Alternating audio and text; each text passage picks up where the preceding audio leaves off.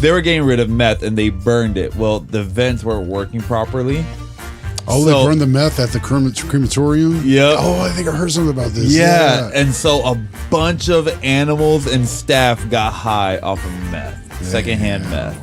So now I'm thinking, I'm worried about the animals. I'm worried about the people.